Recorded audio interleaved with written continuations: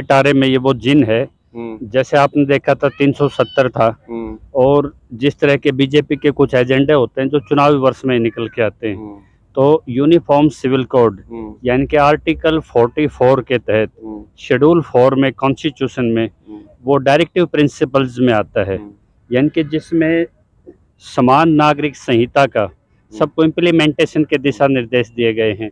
लेकिन ये भी सच है कि जो डेमोक्रेसी है it is not embodied in our DNA, यानी कि लोकतंत्र हमारे डीएनए में है लेकिन फिर भी हम उसका अभ्यास करते हैं। तो हमारे जो 11 करोड़ के करीब शेड्यूल ट्राइब्स हैं, और इसमें जैसे माइनॉरिटीज़ हैं उनके पर्सनल लॉ हैं, एससी वर्ग के लॉ हैं, कुछ जो प्रिविलेज कई उनको कास्टेज को दिया गया है, कई रीजन्स बेस दिए गए हैं। तो जो पर्सनल लॉ है वो सारे इसके बाद फिनिश हो जाने हैं, और एक यूनिफॉर्म एक लॉ खास करके फैमिली लॉज में वो इम्प्लीमेंट पूरे देश में हो जाएगा। तो इस पे जो अभी लॉ कमीशन ने जो सजेशंस मांगे हैं, फीडबैक मांगे हैं, वाइड सेंसस जिसको बोलते हैं, तो 8.5 लाख से ऊपर वो ऑनलाइन जा चुके हैं। लेकिन एक डाउट यहाँ क्रिएट ये होता है कि जब भी कोई ऑनलाइन सर्वे कोई रूलिंग पार्टी कराती है तो रोबोटिक यूज आपने देखा होगा टेक्नोलॉजी में, तो मेल भी इस तरह डाली जा सकती है। मतलब धांधलेबाजी रोबोटिक, जी, मतलब आईडी आप इकट्ठा कीजिए, और संभव है कि यदि जेन्युइन उसमें 10,000 भी किसी ने ऑब्जेक्शंस लिए हैं तो बड़ा संभव है कि उसमें 3-4 लाख के उसके पॉजिटिव में भी सजेशंस वहाँ जा सकते हैं। तो ये बिल्कुल है ना, रिकॉर्ड इसका मेंटेन होना चाहिए लॉ कमीशन ने जो इस पे किया है, और इसको मैकेनिकल या खाली टेक्निकल ऑनलाइन ना होके इसको फिजिकल भी रखना चाहिए इसको। और दूसरी बड़ी चुनौती आ रही है कि जैसे अकाली दल हैं, बीजेपी के साथ हैं, जदयू है, और जो अलायंसेज हैं उन्होंने सीधे तौर पे इसमें सपोर्ट करने से मना कर दिया गया है। और 11 करोड़ ट्राइब्स हैं, और आपने देखा हो हिमाचल में जब शादियां होती हैं तो 3 भाई हैं तो तीनों दूल्हे एक समय बैठते हैं, और दुल्हन एक के साथ रहती है।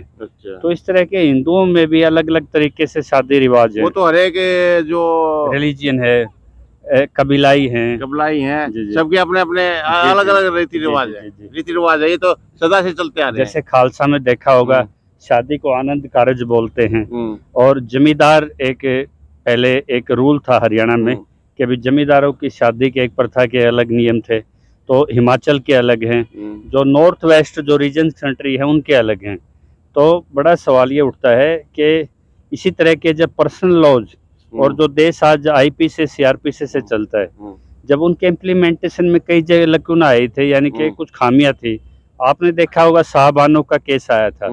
शाहबानो के केस में सुप्रीम कोर्ट ने व्यवस्था की कि भाई मुस्लिम महिलाओं को भी मेंटेनेंस का राइट दिया गया, गुजारा भत्ते का राइट दिया गया, और उसके साथ जैसे ट्रिपल तलाक की बात आई, एक झटके से जैसे उसको ऑर्डिनेंस ला के उस पर एक संसद में बहुमत से एक पास भी हो गया।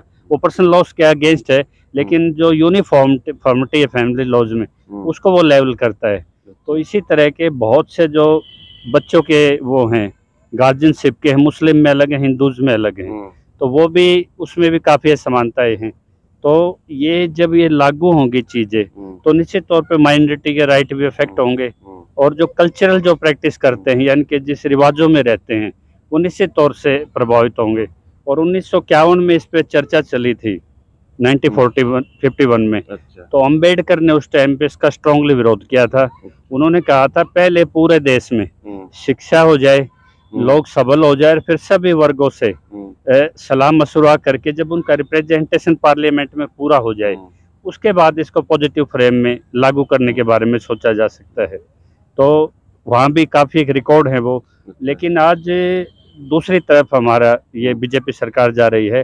आपने देखा होगा कि कल्चरल और रिलीजियस इंटरफेरेंस करके मणिपुर आज पूरा जल रहा है, और वहाँ ना गृह मंत्री के पास समय है ना प्रधानमंत्री के पास वहाँ हालात जानने का समय है।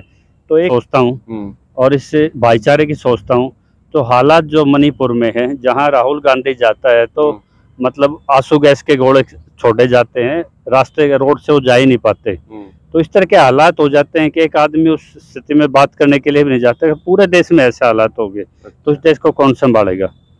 तो आपने देखा पुलवामा पे जो हुआ था, मलिक साहब का है कि सेना पे ही प्रयोग किया गया 40 नौजवानों पे। यदि ये माइनॉरिटी पे और मेजोरिटी को खुश करने के लिए 80-20 के खेल में ये प्रयोग हुआ तो ये देश के लिए कितना खतरनाक है। हो सकता है जितने देश में संसाधन हमने जुटाए हों, जो मीडिया से हम आज बात कर रहे हैं और जो माहौल आज हम जी रहे हैं, पब्लिक ट्रांसपोर्ट है, रेलवे हैं, ये भी स्थिति संकट में पड़ जाए कि हम इनको लॉस कर बैठे।